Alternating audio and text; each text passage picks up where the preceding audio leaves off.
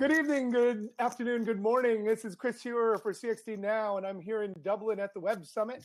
And we have the pleasure of talking with my dear friend, advisor, mentor, inspiration, Dave Gray of XPlane, a liminal thinker, which we'll also need to talk about here in a moment, and also my friend and colleague, Angela Long, who's been helping us with We Are the Solution and looking at now, actually, how do we put this to work?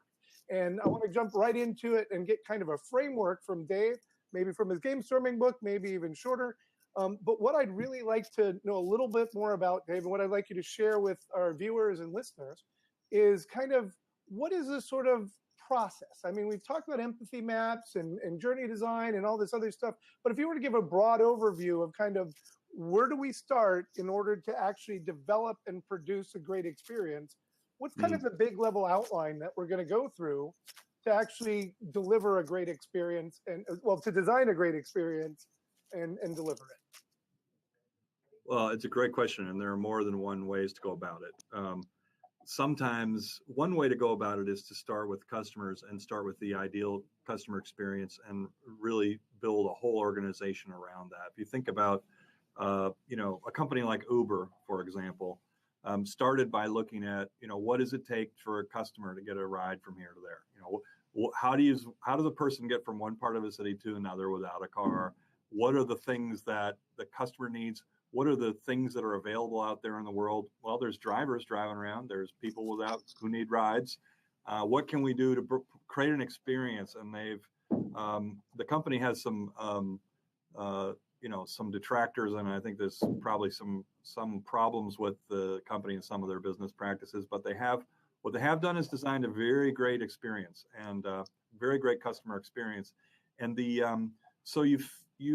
that's one way to go about it. You start with the just ideal customer experience and you try and create it.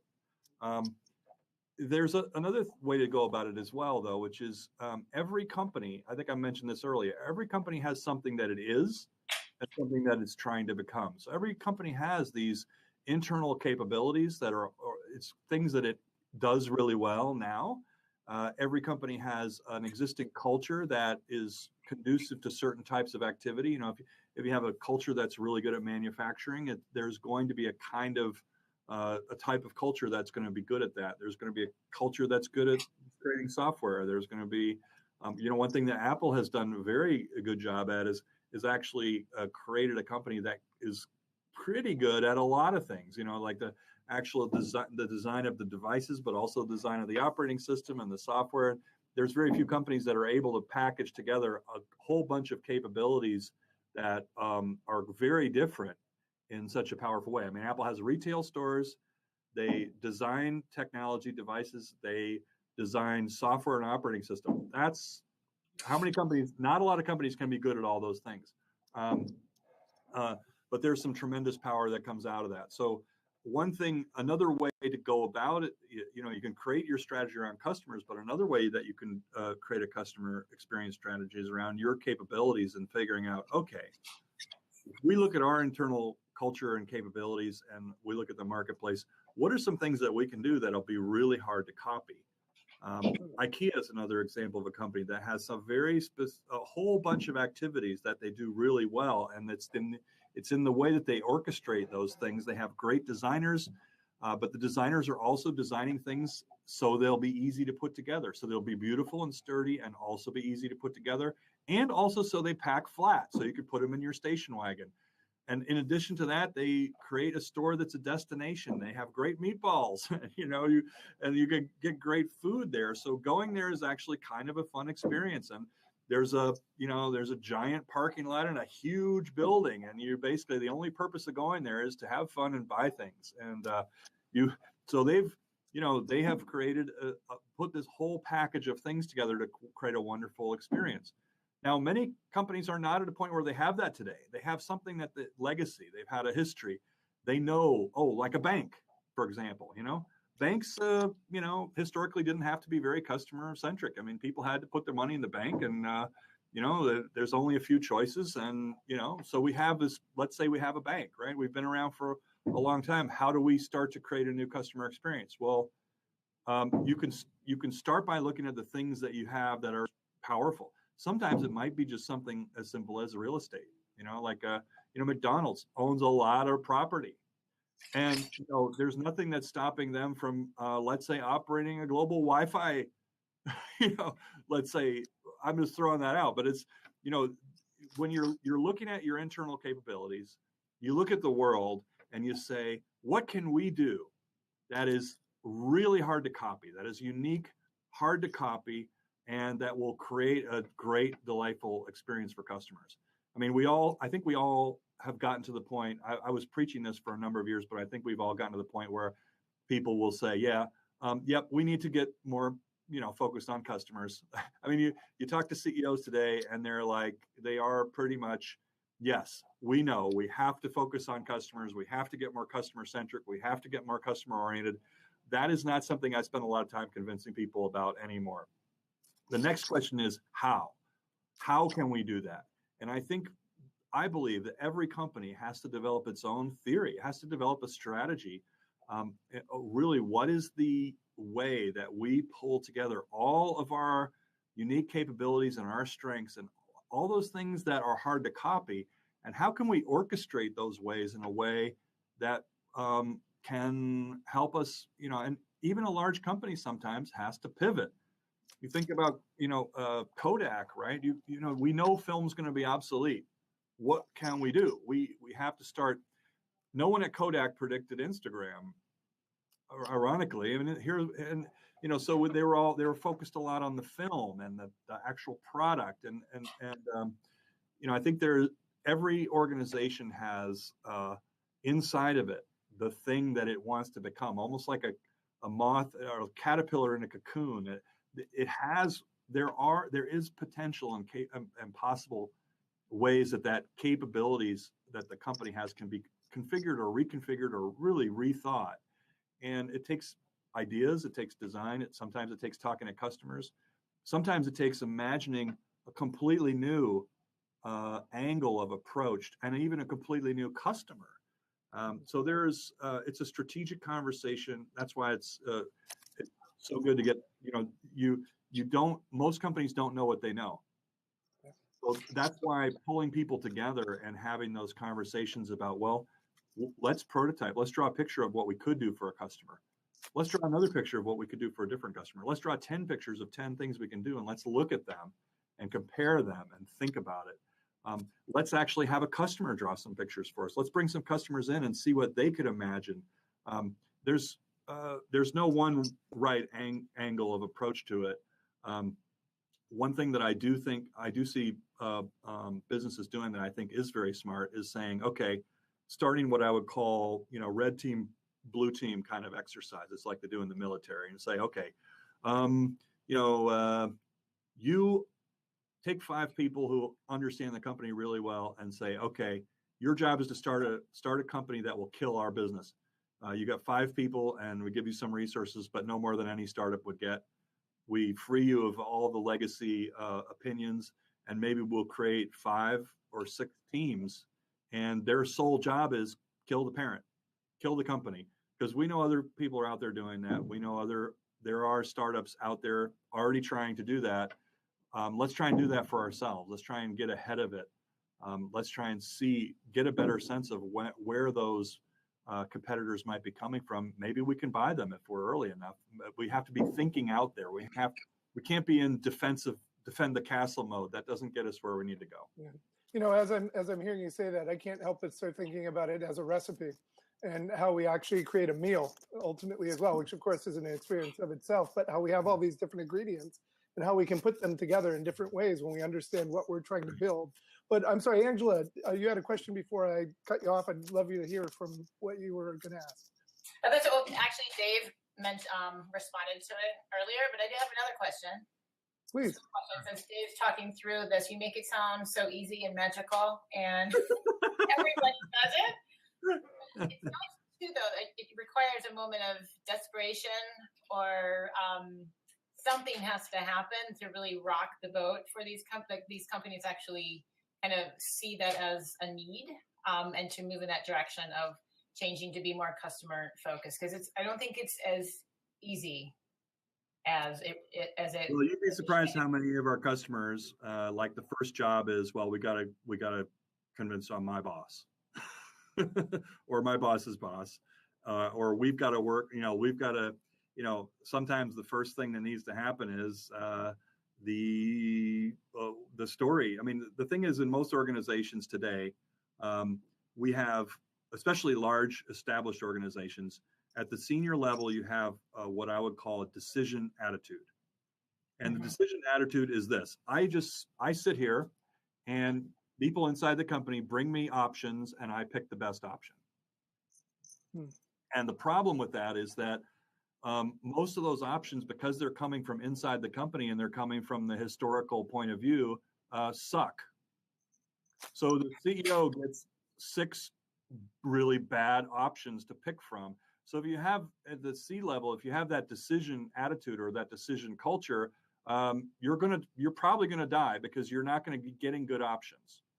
And what we try and coach our clients toward, and what we work with C-level people and also, levels underneath that, is moving from that decision culture to a design culture. Now, what I mean by that is a design culture is, you've got to be, as the C-level person, you've got to be looking to expand the pool of options. You've got to be out there looking at the Ubers and the Airbnbs and all the Amazons. And, that's part of what we do. If we come into, for example, let's say we're doing some kind of a visual thinking session. We do a lot of it, right? We might start throwing things at the team like, okay, Amazon bought you tomorrow, or, Amazon just bought the company. What do you think Amazon would do?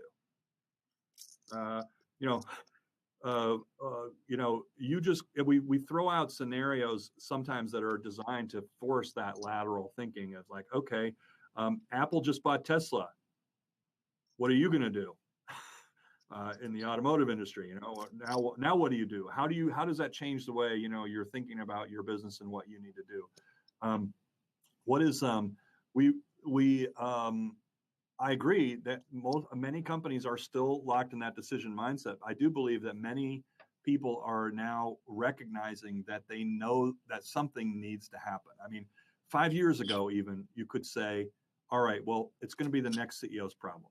I think I'll be able to retire before this actually hits. People saw it coming, It's like, okay, I think I could probably ride this out for a few years. And by the time that's really a problem, it'll be somebody else's problem. But that's not the case anymore. I mean, people are staring into the headlights of this change, and they are, yes, you can't. A company is a large, complex. It's like a city. It's like a government. There's a lot of people involved there. There are a lot of legacy things. I don't know if this is helpful to you or not, Angela, but I think first of all, we try and talk to as high level person in the company as we possibly can talk to. That's number one. Number two, if we're talking to someone who's lower, we help them elevate that conversation and take it up. We help them because, in order to have that conversation, you have to have an option. You have to have a story. And we can help those people who are at the lower levels find that the story is in the company. The story exists in the organization. And it doesn't necessarily always cost a lot of money to go and find the possible stories. And what you can do if you're inside the organization, wherever you are, is you can come up with options that are better than the options that the CEO is getting or the C-level people are looking at today. You can come up with alternative options that are better, objectively better. Yeah. More, in other words, they're cheaper. They are more easily executed with existing capabilities. They are more intelligent. They are more aware, more clearly articulated against competitive environment. They are more self-aware. And if those ideas are good enough and you can articulate them in a very clear and compelling way, you can move your argument up to higher levels of budget where that stuff can actually be considered and done. And I think part of this is where I guess some of my infographic background comes in handy, because, in order to articulate that stuff, I mean, you may have only a half hour with the CEO, right? You can't say, well, we need 3 days to explain this to you. That's not going to cut it. And so I was just talking to a friend of mine who named Laurent Haug, who ran the Lift conference in Geneva. And he used to be he works with CEOs, and they want to know. All the CEOs want to know. What should I be scared about? I'm a head of a bank. I'm a head of a XYZ company. What should I know about? What do I need to know? And he used to run these 3-day events, but they don't have 3 days anymore. They'll pay him a lot of money if he can come to the office and tell them in 30 minutes what they absolutely need to know. They will pay him plenty of money, more than he'd ever get from them going to a conference.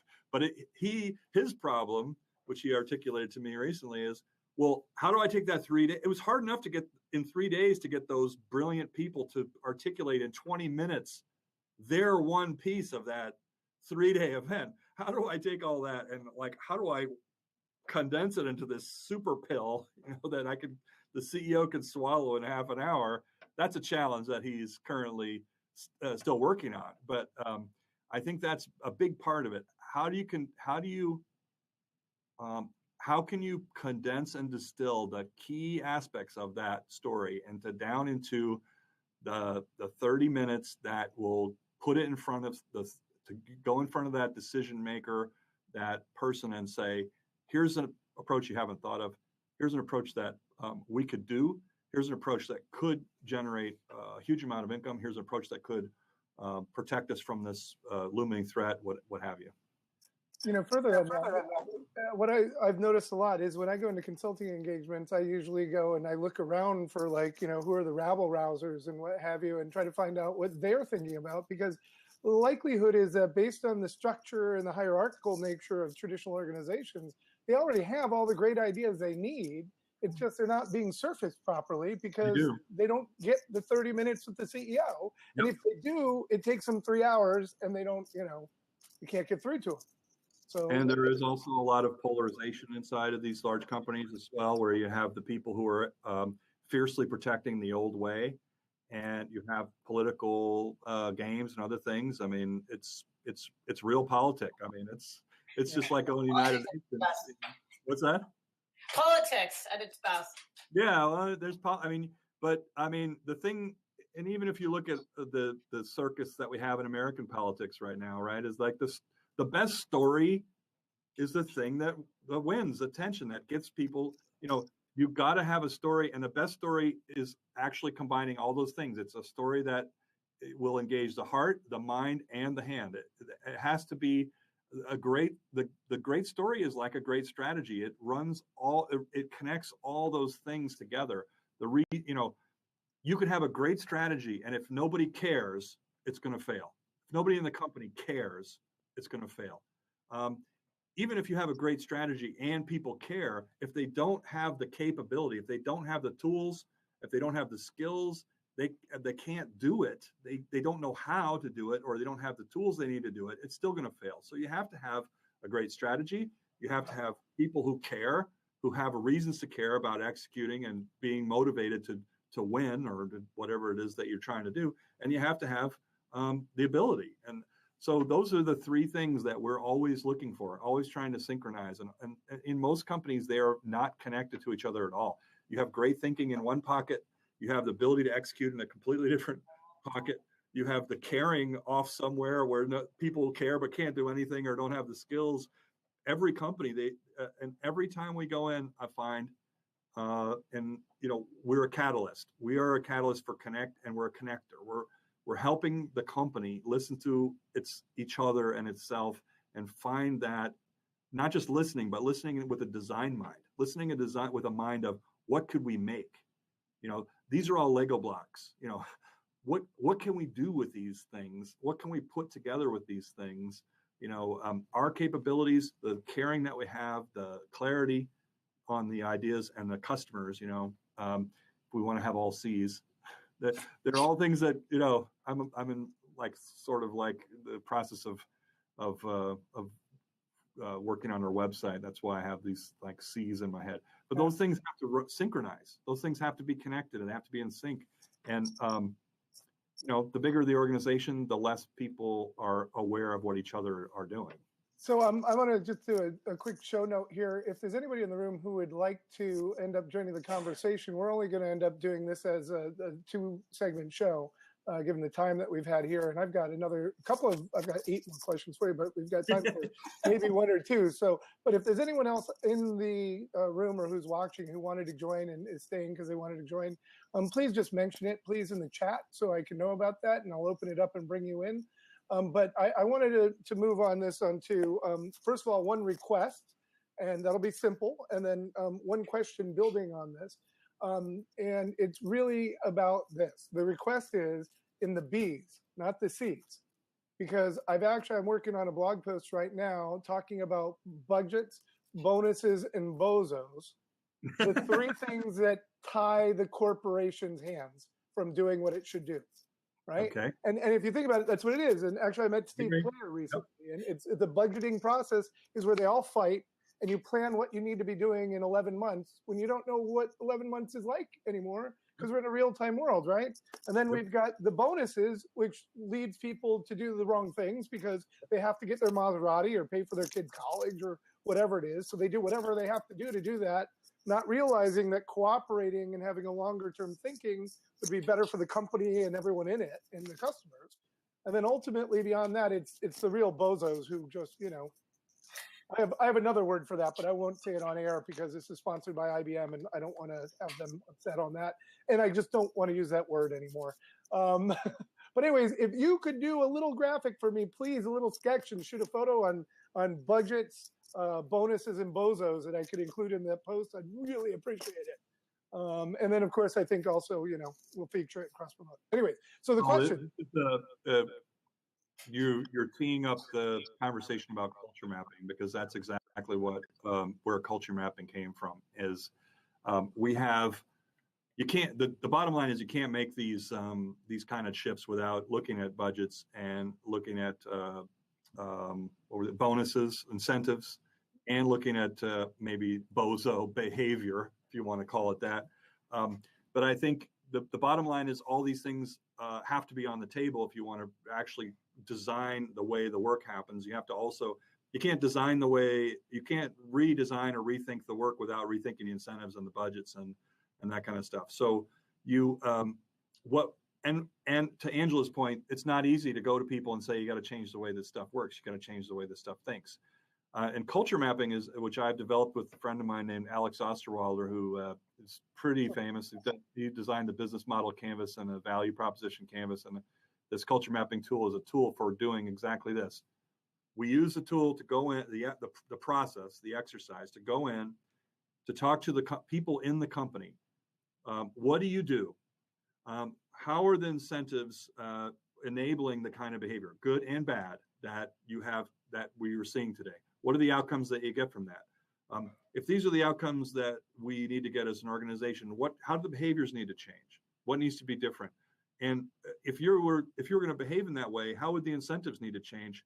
What needs to be taken away that's blocking you from doing that? What would the incentives need to look like for you to be not just grudgingly willing, but excited and jazzed to come in and do that job every day? And we collect a huge amount of evidence from inside the company, not only about what is happening today, but about what is potentially possible. And then we can go with that evidence, we can go up to the senior level and we can say, look, these are the outcomes that you're getting today that you're not happy with. These are the behaviors that are happening inside the company. These are the things that people are doing that are causing these outcomes to happen. And these are the things that you are doing in the management environment that you've created. These are the things that you are doing that is rewarding those negative behaviors. Now, if you can change those things, here's how you could change those things. Here are the things you should stop doing. Here are the things you need to start doing. Here are some things you should keep doing or do more of. And here are some things you should do less of. And if you do these changes, if you make these environmental changes to the company, the way the structure works, then these are the behaviors that we hear from people. This is what they'll do. And if they do these things, then these are the outcomes that you're going to get. Now, as a senior team, we can present all that to you. Now, the senior team then has the problem of the challenge of saying, okay, we have to, we can draw, my company can come in and we can draw a very clear path of what you need to do to make that happen. That doesn't mean that the company's ready to do it, willing to do it. Sometimes there are people in the company, even very senior people, sometimes even the CEO, who's like, well, that's going to mess with my bonus. Yeah. It's going to, so you have to have the, you can have that conversation. But again, if you want actual change to happen, you have to think not only from an organizational level, but from an individual level. What is the logic of it? Why you should care? Head, heart, and hands. What is the logic of it? Why should you care about it? And what do you need to do? So in order to affect change within these kinds of large and complex organizations, it takes not only looking at the head, heart, and hands of the organization, but by role, by function. What does finance get out of this? And what do you, the CFO, get out of this? And why should you care? And what are you going to, what if we don't do this? What's going to happen? And what if we do this? What's going to happen? And, it takes a lot of, honestly, it takes a lot of courage to speak truth to power. And that's something that we in my company are very good at. But it's not, it's not easy. It takes courage, and it takes being willing to be fired. Yeah. And that's true if you're inside the company or if you're outside the company. It doesn't matter where you are. If you're a consultant or if you are an internal person, you have to be willing to be kicked out if you're going to have those conversations. The good side is that there are enough people with enough problems that there are enough people who are willing to hear and to listen and who are actually ready to start making those changes that, getting kicked out of a building here and there where you weren't going to do any good anyway is not necessarily a bad thing. I mean, there's a lot of opportunity in the world. There are lots of jobs. There are lots of problems to solve. Unemployment in our nation is pretty low right now, especially for people working in these areas of designing the future. I think there's plenty of work to go around. Yeah, Harry Zick, you can't play if you are not willing to lose. That's so true. Gosh, David, I didn't. Well, there's so much more. I mean, I want to talk to you more about Connected Company. I want to talk to you about empathy maps and give you props. I can tell from Angela's face that she has a lot more questions too. But I'm going to wrap this up, and we can keep talking a little bit. But I've got to wrap this up because we're already at like 30-minute segment. But I didn't get to talk about liminal thinking, but I think we just did a good example of it. So we didn't have to talk about it. We could just be in that space of liminal thinking. For those of you who are interested, I'll link to this in the podcast notes when we put it up on the video and share what the definition is a little bit better. And you'll understand why I'm saying this is liminal thinking when you read that later. Or maybe you can go search it yourself and find it out. But this has been Chris Heuer, and I got so much more to talk about. But this is CXDNow, Customer Experience Design Now, here with Dave Gray and Angela Long. It's just an awesome download, the sort of stuff that we really want to help people understand so they can make a difference in designing customer experiences. And also, of course, to the point we've just been discussing, how to transform their organization to become more empathetic, to actually fix what's broken, and make a difference. And so that's why it's really exciting. And this is actually one of the great things that I've had working as an IBM futurist. They really just want us to talk with each other about these things and not try to control it, but actually to amplify good people trying to make change and trying to make things work. And so that's why I'm really proud to have IBM as a sponsor of this and their Journey Designer product, and why I'm so blessed to have friends like Angela and Dave. And also one last point here before we wrap up. I've been talking about this a lot lately relative to brain jams and We Are the Solutions. I was talking to Kurt Carlson, the former CEO of SRI, a while ago, after an event, and he was talking about mentorship and how important it was as a shortcut to success. And I'm looking through my life and I'm like, I don't have really any mentors. And then I realized, like, wait, no, there's Dave, there's Alan Weber, there's all these people who have been micro mentors for me all along the way. And I'm just so grateful for that. And so I think that's actually how we're going to rebrand Brain Jams, around that, around micro mentorships and micro mentoring. So anyways, we'll come back to that again. Again, Chris Heuer, Dave Gray, Angela Long, CXDNow, sponsored by IBM Commerce. Thank you so much, Dave and Angela, for joining me. Thank you all for joining us in the audience. Appreciate it.